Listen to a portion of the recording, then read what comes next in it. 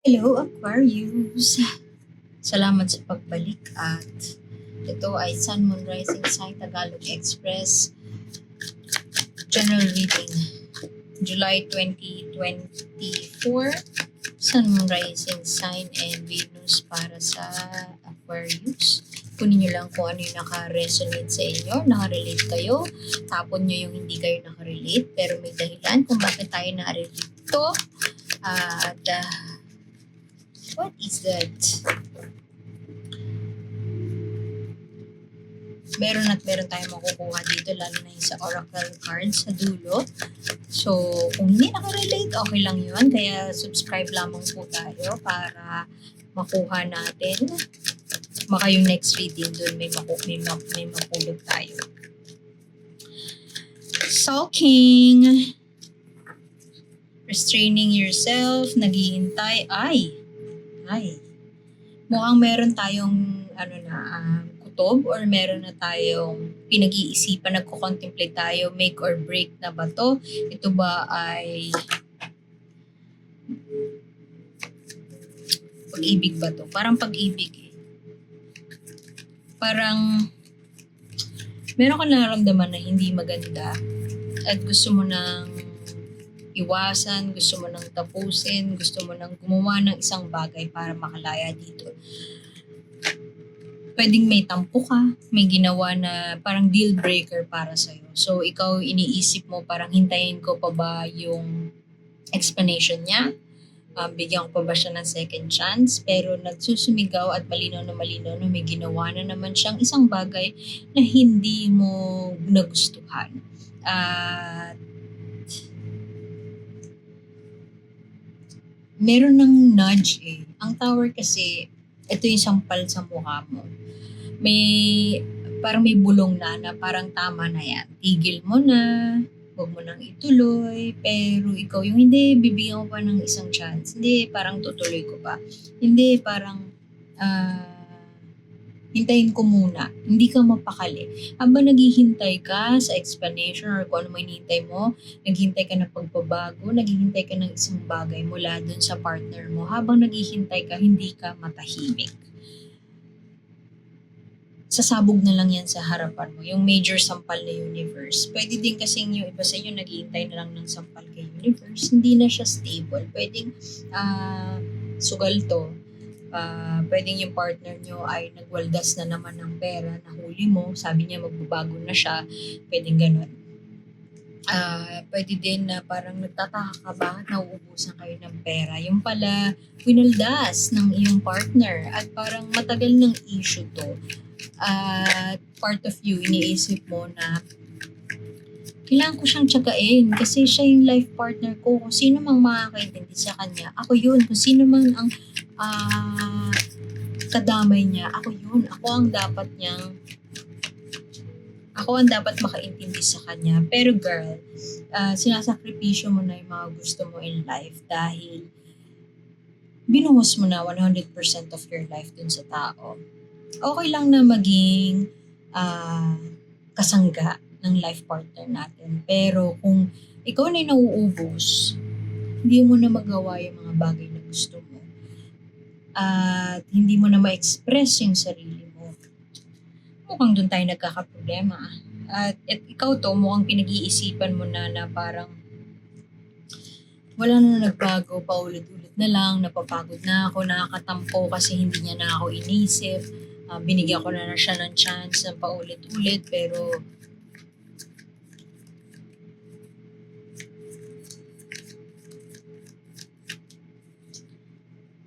eto ako. Tignan mo lungkot niya.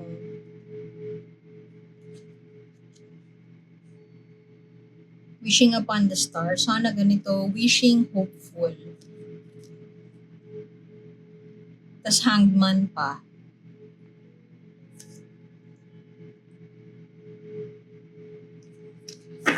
Limbo, ganun.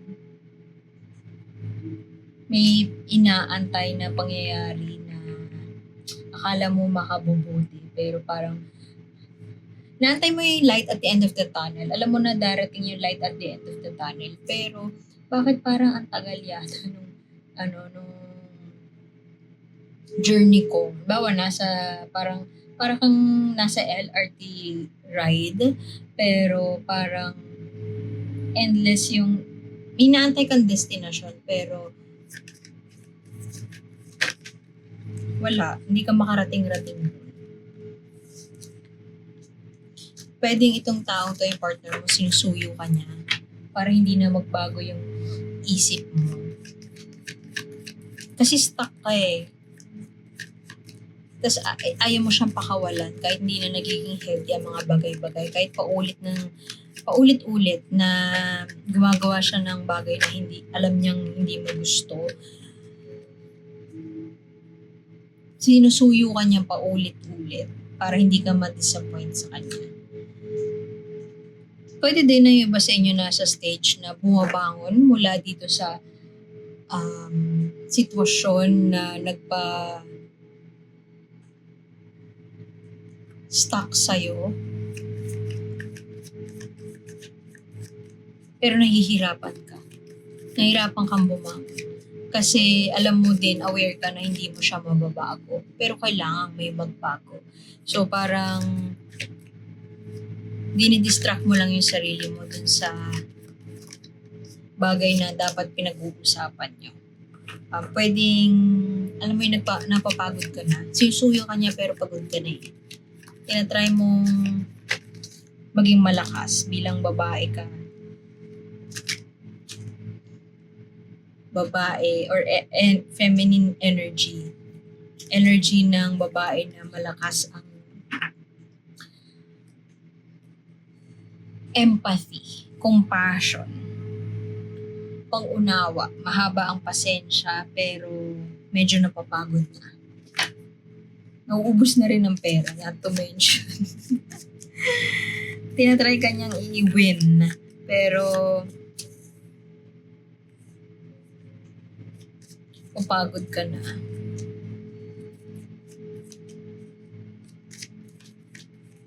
Lahat ng planuhin mo parang nasisira every time yung plano kasi may ginagawa siya na panira ng plano.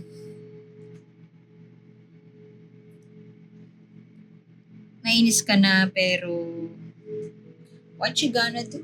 You can only forgive. Endless disappointments. Paulit-ulit.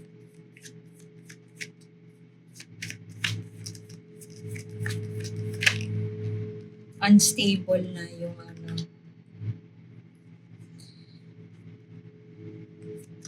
unstable na yung rocky na yung relasyon, rocky na yung marriage. Hindi mo siya. Nakatingin siya dun sa baba, may kastilyo siya. Binild niya, pinaghirapan niya yung kastilyo niya. Tapos, hindi na siya makalabas kasi ine-effortan niya para mabuo yan. Nasakripisyo niya na kung ano yung meron siya. Tapos, mapupunta lamang pala sa wala. Pwede rin na nagiging kuripot ka na, nagiging makunat ka na sa pera kasi nga winaldas niya dati. Nagiging makunat ka na sa pera kasi nahirapan ka na mag-ipon.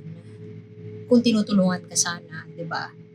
Nahirapan ka na mag-ipon at alam mo sa sarili mo, parang hindi ako to.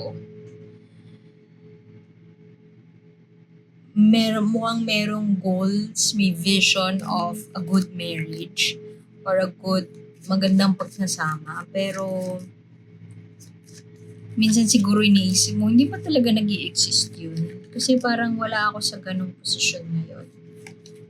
Nahihirapan akong, gusto kong gumante. Gusto kong maramdaman niya yung galit ko. Nahihirapan akong makaintindi. Kasi napapagod na ako. Paulit-ulit na lang tayong ganito. Marami opportunities na dumadating pero mali ang pinipili. Maraming options pero hindi masyado marami yun. Maraming options pero nakakapagod na. Pwedeng yung iba sa inyo, kayo yung maraming side hustle, tapos siya, yung partner nyo, isa lang naman yung trabaho, pero hindi nyo maintindihan bakit kayo yung nagpo-provide pa rin. Kayo yung nagbabayad ng kuryente, pagkain, lahat. Tapos siya, ang sagot lang niya is yung gamit niya. Tapos sasabihin niya na deserve niyang bumili ng ganito kasi pinaghirapan niya yun. Pero, ang weird kasi, hindi siya nakikihati sa'yo sa bills. Yung gano'n. So, parang ikaw, ano bang gagawin ko? Napapagod na ako. Kailangan ko na, ayun o, tingnan mo, nag-jogging siya o. Pwede din yung iba sa inyo nag-let go na ng isang trabaho kasi napapagod na. Pero, hindi siya makaramdam. Hindi makaramdam yung partner niyo na kailangan niya mag-share. Kailangan din na magbago siya in terms of yung relasyon niya sa sarili niya pera. Hindi naman sa nakikialam ka, pero nakikialam ka na rin. Kasi partners kayo eh. Bakit parang unfair? Bakit parang nakakalungkot na ganito na lang ba tayo? Stagnant na lang. Uy! Pwede ni Aries yung partner mo, pero pwede din may Aries ka sa chart. Siguro yung iba sa inyo ay nakatira pa sa parents. Tapos, minsan iniisip mo na galing lang ba to sa pressure mula sa parents ko? Yung iba sa inyo pwedeng nape-pressure na kumilos dahil sa taong ito na sinasabi sa inyo kung paano yung dapat gawin.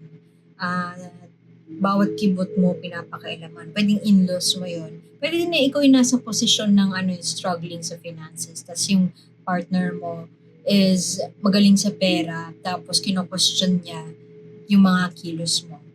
Pero ayoko sabihin na hindi ka masaya. Pero ang nakikita ko lang sa cards mo, wala naman ako nakita na hindi masaya. Pero hindi din so lang din.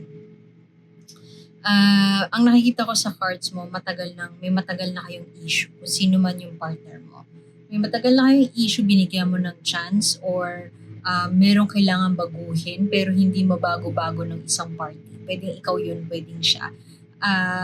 Antay ka lang ng antay doon sa pagkakataon para mabago yun. Pero kung sino man yung nag-iintay or nag-expect ng pagbabago, aware siya na wala namang mababago doon sa tao kasi yun na siya bago pa pumasok sa relasyon. Pwede din na most recent past, merong hindi na pagkasunduan,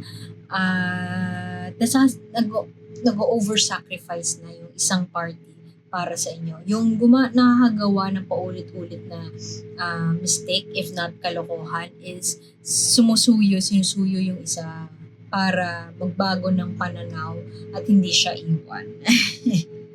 Pero parang overwork na yung isa sa inyo. Kung sino man sa inyo yan. Medyo hindi kayo same page about yung vision nyo of a good relationship or yung vision nyo in terms of handling yung finances, in terms of handling yung resources, or in terms of solid planning para sa future nyo. So, yung isa sobra ng binibigay, samantalang not necessarily sobra ng share sa bahay, pero pwedeng sobra yung sakripisyo, like doble-doble yung trabaho. Tapos yung isa is, for the lack of a better term, puro disappointment yung dala.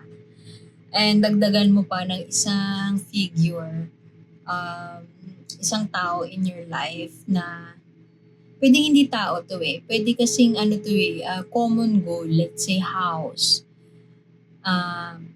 yun nga, in-laws. Siya yung nagdidikta ng kung paano kayo dapat gumalaw. At maaaring nagdadala na to ng pressure sa'yo.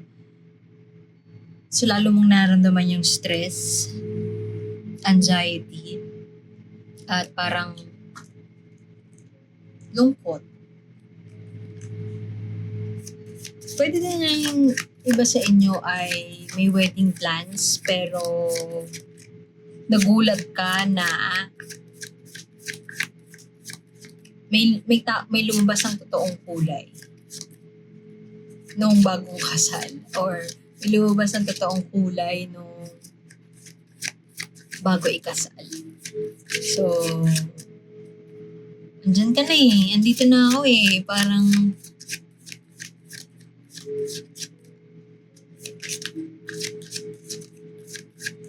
ngayon pa ba ako susuko? Ngayon pa ba ako aalis? Ano advice mo kay Aquarius? Na parang may ayaw baguhin, ayaw dinidismiss kung ano yung mga red flags na nakikita niya. Nagiging walang kamatayang pasensya sa tao na wala namang ibang ginawa kundi bigyan siya ng sakit ng ulo. Be yourself. Okay. Kung ikaw ay maaring nag-resonate sa'yo yung nakatira ka sa in-laws mo or nag-blend in ka sa family ng partner mo. Or pwede din nag-blend in ka kung hindi pa kayo kasal, nag-blend in ka sa kaibigan or sa tribe ng partner mo.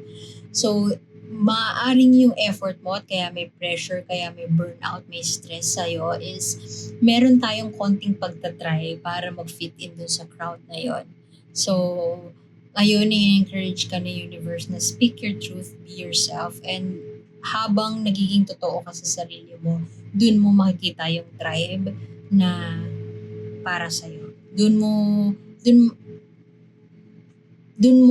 maa-attract yung mga tao na deserving dun sa kung sino ka talaga. So, huwag kang matakot na maging weird.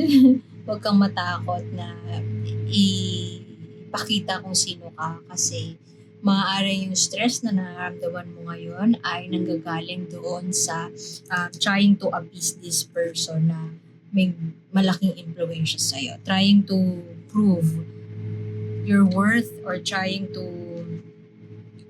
I hate to say it, pero trying to fit in dun sa family, dun sa crowd, dun sa grupo na hindi mo naman talaga parehas ang values all along. So, ikaw nagko-compromise ka, iniintindi, pero napapagod din. So, magpakatotoo ka. Kung tingin mo hindi na nag-work sa'yo, sabihin mo. So, iwan ko na dun yun. Aquarius, salamat sa pagbisita at like, share, and subscribe. See you sa susunod. Bye-bye!